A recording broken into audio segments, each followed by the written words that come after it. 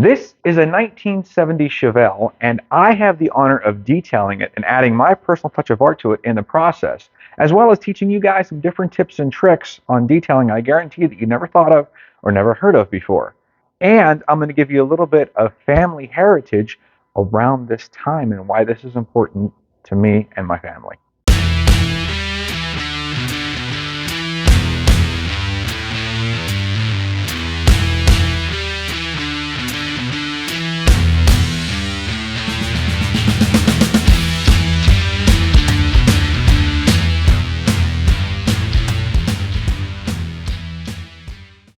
So before I get started on this, I just want to tell you a little bit about what the customer asked me to do for this vehicle. This vehicle came back from the body shop, and it's got a lot of dust, it's got a lot of bugs, it's got a lot of hair, it's got some run lines in it, and it's got some under the paint scratches.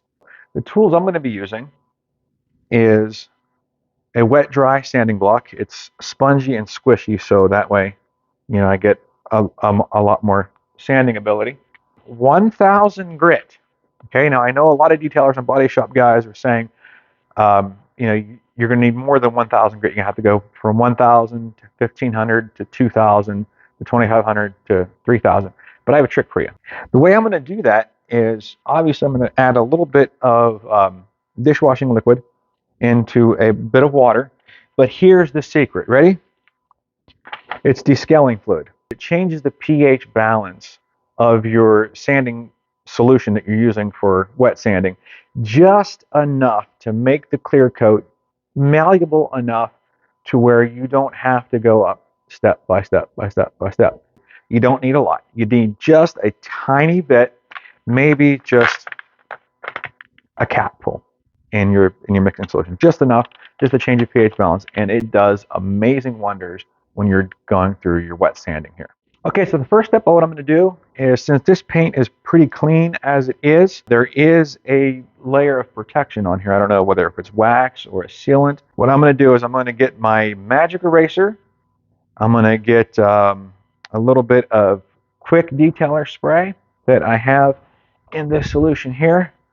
And then I am going to just take my magic eraser, a couple microfiber rags that I have here, and just clean off the paint real well, get all the sealant or wax that's already on here off, and then we're going to go ahead and take care of that and then start the wet sanding process. Always when you're doing this, you want to go in the direction that the wind would go. We're just going to strip all of that wax and sealant off.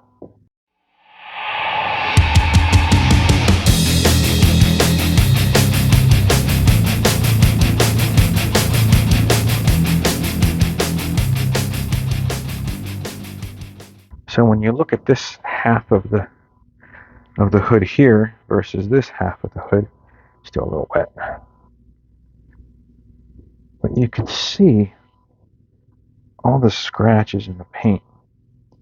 And the wax does a really good job of sealing all the scratches in. Now this side is the side that's already waxed already, but you can still see the scratches in there. I didn't even touch this side yet.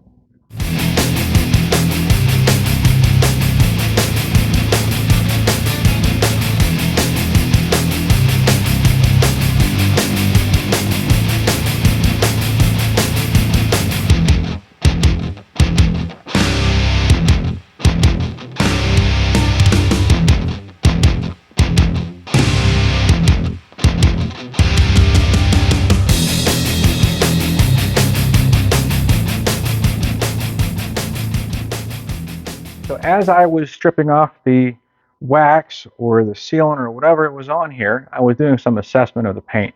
There are some spots that are really high, there are some spots that are really low. There are some spots that are like questionably low. So I'm going to have to do that with hand sanding and be very careful. And those are also going to have to be very delicately handled with the sanding. So guys, I'm going to get started with the hand sanding first. I'm going to be using my soft block with my 1000 grit sandpaper that's been soaking in the bucket for a while.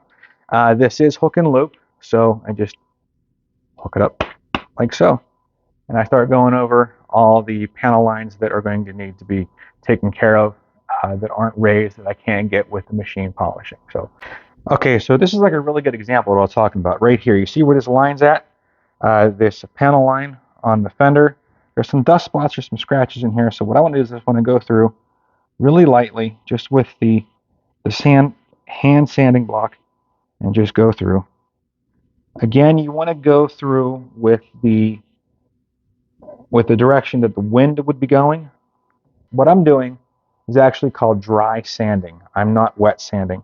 Even though I had the sanding film sitting in a solution, getting ready to do the wet sanding, or to do the sanding, this is still considered to be dry sanding. And I'll show you here with the first pass, there's still some high spots and still some low spots.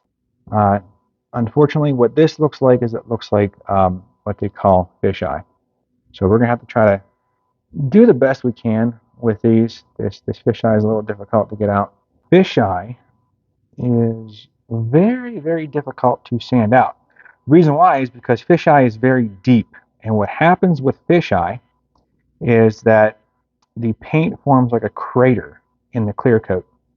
And in order to sand those out, you would have to sand the rest of the paint to the level that fisheye is at, which is almost to the base coat. And we don't want to do that. You notice also we got some orange peel here as well. This is just the first pass of the dry sanding that I'm doing. You see that? That's orange peel. We want to get rid of that. Okay, so we're going to go ahead and buff out this panel just on the top part of the fender with our microfiber buffing pad, put up to our DA polisher, just like so. And the first thing we need to do before we do that is turn this up to a high speed and clean the pad off. So the dust coming off. Okay, and I'm going to use Meguiar's Ultimate Compound for this. I'm going to have to wet up the pad a lot more than I would normally would with the 5 dots because we're doing wet sanding here. So I'm going to put a nice little swirl on the pad like so. Rub it in.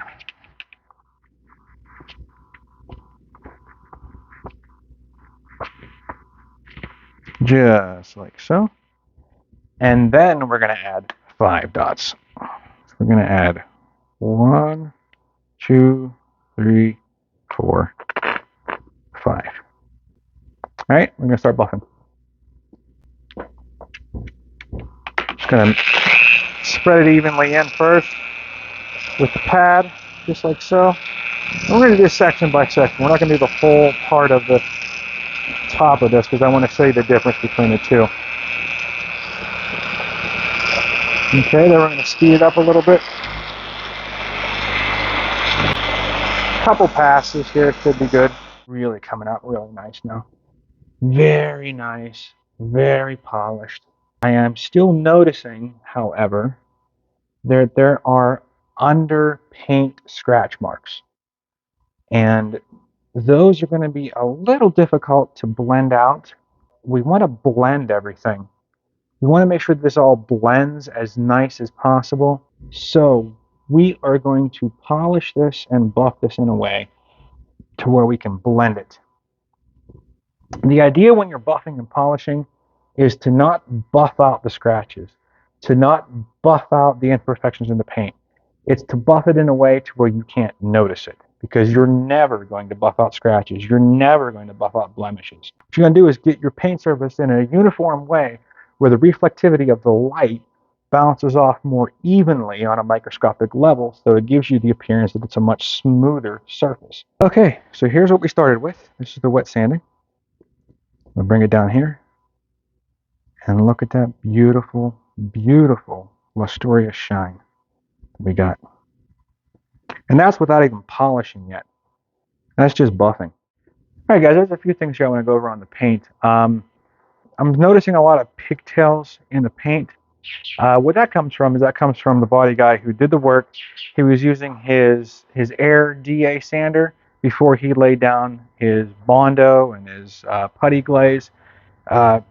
Didn't properly fill everything in. Sometimes what a lot of these body guys will do is they'll lay down the Bondo, they'll lay down the putty glaze, and then they'll take their DA again with either like 500, 600 grit sandpaper, and they'll notice that there's still a lot of sanding marks in there, and they'll go over with a primer filler, and it'll supposedly fill those in. We got through with this side of the hood here, and we're starting on this side now. Okay guys, so here's a nice neat little trick on how to blend paint a lot better with your buffing pad. And just get some glass cleaner. I use invisible glass. I spray it lightly on my pad, like so. Add a little bit of compound.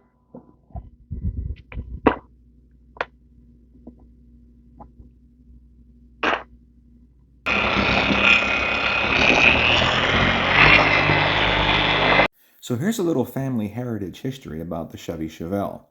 Let me ask you what you think this building, this man, and now this building all have in common. This is a 1970 Chevy Yenko Chevelle, and it was all started here by Don Yenko. This is my grandfather, Bruno Bodgwick, who started an empire called B. Bodgwick Chevrolet. This is the service department that he helped build and that when he started in at Yenko Chevrolet. At the time, it was called Main Street Garage, and it was run by his father, Frank Yenko. As you can see, here's his plate of B. Bodgwick Chevrolet. I have a few articles in the description of this video if you'd like to read them on how my grandfather, Bruno Bodgwick, was connected to the Yenko legacy. If you'd like to read them, they're in the description of this video.